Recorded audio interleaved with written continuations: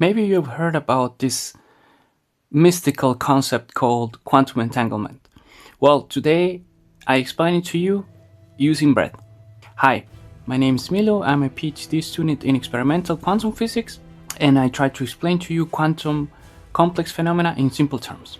The first thing we need to understand is that entanglement works between two particles in the simplest case, and these two particles do not need to be identical. Now, we have a particle 1 with a state 1, particle 2 is in state number 2, and once they go through the entanglement process, we form a new state, as state number 3. Now, the very important thing is that this state 3 cannot be described using particle 1 and particle 2 as independent ones. It's really a new state, and you cannot think about two different particles. Instead, you can think about one effective particle. Maybe you've heard the description when people talk about quantum entanglement as you have two atoms or two particles that are infinitely apart from each other, and because of entanglement they can feel each other. That picture does not hold, simply because you cannot think about two particles once they are entangled. And now I'm going to explain this to you using breath. Now think about flour and salt. These are two fundamental things when you want to make bread. Salt is going to be our particle 1 in state 1, and flour is going to be our particle 2 in state 2. Once you mix them and